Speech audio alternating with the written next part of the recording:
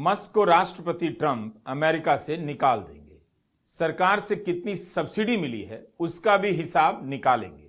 Musk और Trump की सार्वजनिक कहासुनी में दो दोस्तों के झगड़े में हाथ तापने वालों की तरह सुख लूट रहे हैं तो लूट लीजिए, क्योंकि आपके जीवन में अब उमंग पैदा करने के लिए कुछ है नहीं। धर्म की राजनीति ने नफरत और कुतर्क की सारी हदों को पार कर लिया। रोजगार का वादा भी भारत के दर्शकों को ठंडा कर देता है कि फिर से वही झूठ दोहराया जा रहा है। तो क्या मस्क और ट्रंप की लड़ाई को केवल चटखारे के लिए देखा जाए या इसके पीछे जो विचारधारा के सवाल हैं उन्हें भी देख लिया जाए। भारत में भी सरकार पर आरोप लगते रहते हैं कि सरकार की नीतियां इन लोगों के लिए बनती हैं और यही सरकार भी चलाते हैं। इन आरोपों के संदर्भ में आपने अंबानी, अदानी का नाम कई बार सुना होगा, लेकिन भारत में इन दोनों ने मोदी सरकार के खिलाफ कभी कुछ नहीं बोला। ऐसी घटनाओं पर भी नहीं जिन पर बोलने की जरूरत थी। जब भी बोले सरकार के समर्थन में ही। भारत में 2014 के बाद से उद्योगपतियों की आवाज सुनाई देनी बंद हो गई, मगर इनका प्रभाव सरकार में कई गुना बढ़ गया। इसका अंदाजा तमाम मीडिया रिपोर्ट और विपक्ष के उठाए सवालों से मिल जाता है। इसलिए मस्क और ट्रंप की लड़ाई के संदर्भ में चर्चा भारत में भी हो सकती है कि इतना प्रभाव रखने वाले उद्योगपति, अरबपति सरकार की किसी नीति के बारे में क्यों नहीं बोलते, कुछ भी नहीं बोलते, जिससे अनजाने में भी सरकार की आलोचना हो जाए। आराम आराम से बात करते हैं और समझते हैं कि जो अमेरिका में हो रहा है अगर भारत में होता तो क्या होता। भारत में कोई उद्योगपति प्रधानमंत्री की गलत नीतियों को चैलेंज कर रहा होता और प्रधानमंत्री भी उन नीतियों का सार्वजनिक बचाव कर रहे होते, क्या ऐसा होता? ऐसा नहीं होता, क्योंकि उद्योगपति के बोलते ही ईडी की टीम दबोच लेती और उनकी घिग्गी बंद हो जाती। मस्क और ट्रंप की लड़ाई को देखने के लिए चश्मे का पावर बढ़ाना होगा।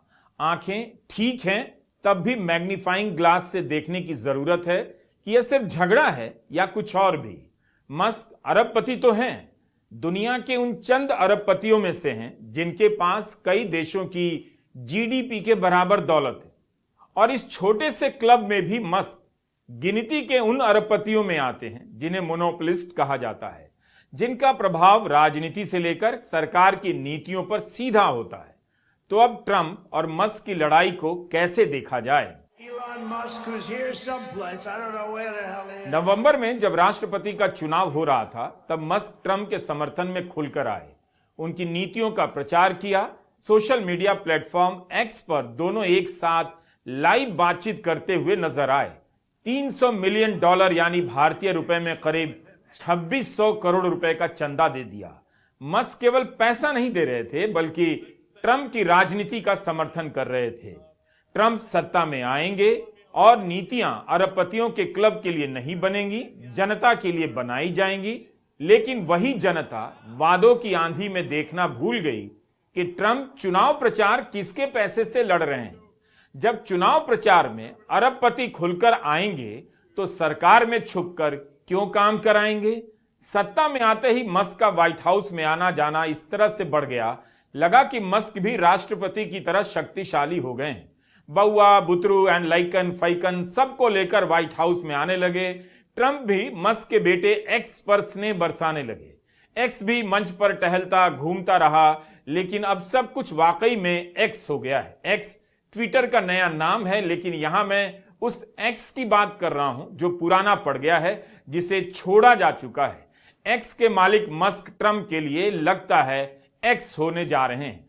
बाकी बच गए वाई और जेड जो इस मसले पर वीडियो बना रहे हैं कि एक्स के अच्छे दिन नहीं आए तो एक्स नई पार्टी बनाने की धमकी दे रहे हैं।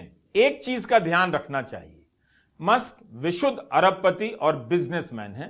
ट्रंप भी उतने ही विशुद्ध अरबपति और बिजनेसमैन है, जो राजनेता भी हैं अतिरिक्त रूप से।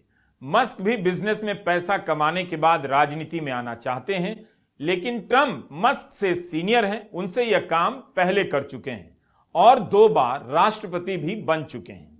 ट्रंप का कारोबार काफी बड़ा है, रियल एस्टेट से लेकर होटल तक पता नहीं क्या क्या। अब मस्क धमकी दे रहे हैं कि वे अगले चुनाव में तीसरी पार्टी बना लेंगे। दुनिया भर में जिनके पास भी पैसा है वो अब पार्टी बना रहे हैं। भारत में भी लोग नई पार्टी बनाकर सपने बेचते हैं, लेकिन भारत में किसी अरबपति की औकात नहीं कि वह नई राजनीतिक पार्टी बनाने की बात खुलेआम कर दे। ईडी के दफ्तर से खाली लिफाफा चला आएगा तो हालत खराब हो जाएगी। तो यह लड़ाई दो राजनीतिक दलों या दो राजनेताओं में नहीं हो रही, दो उद्योगपतियों में हो रही है जो राजनीति को अपनी जेब में रखना चाहते हैं। सत्ता में आने के बाद भी ट्रंप सेंट बेच रहे हैं। आपने देखा ही होगा, मर्दों के लिए अलग परफ्यूम, औरतों के लिए अलग। यह मत समझिएगा कि इस तरह के बिजनेसमैन केवल पावर चाहते हैं, कारें और हवाई जहाज के बिजनेस में ही रहना चाहते हैं। मौका मिले तो ये लोग बालू से लेकर नून तक सब बिजनेस पर अपना कंट्रोल चाहते हैं, साथ में पावर भी, आगे करेंगे भी। इसके लिए जरूरी है कि गली के नुक्कड़ पर जो व्यापारी बैठा है उसे इस तरह के तमाशे में उलझाकर खत्म कर दिया जाए। इतना बताना जरूरी था ताकि हम और आप मस्क और ट्रंप के भीतर बिजनेसमैन और राजनीतिक महत्वाकांक्षा को ठीक से पहचान लें। मस्क भी चुनावों में अवैध प्रवासियों को अमेरिका से निकालने की बातें किया करते थे, बहुत ट्वीट करते थे। उस समय भी उनके प्रवासी होने की बात उठी थी, सवाल उठे थे, लेकिन तब ट्रंप की लहर चल रही थी, आंधी। जनता कुछ देखना सुनना नहीं चाहती थी। उसे लगा कि बस ट्रंप आ जाएं, अच्छे दिन तो अपने आप आ जाएंगे। बताइए, मस्क के पास क्या नहीं है? बिल्डिंगें हैं, गाड़ी है, कार की कंपनी है, अंतरिक्ष में यान भेजने का सामान है। Take the book of traditions, make a pyre of cliches, and burn it. The smoke that emerges is what I become. I am not made for you. You must be made for me. Take the same roads, or come with me. Want to see this new world? Just follow my glow. Oaken Glow Soda. The glow is calling. बोल बोल के थक गया। क्या हुआ? नया kid bag चाहिए। तो पहले कैप्टन से बोलो, नहीं सुना तो मैनेजर से। करेक्ट। तो ऐसे ही पहले शिकायत बैंक से करें, 30 दिनों में जवाब या समाधान ना मिलने पर सीएमएस पोर्टल पे शिकायत करें। तो पहले बैंक फिर सीएमएस पोर्टल, नहीं तो शिकायत होगी नामंजूर। चले।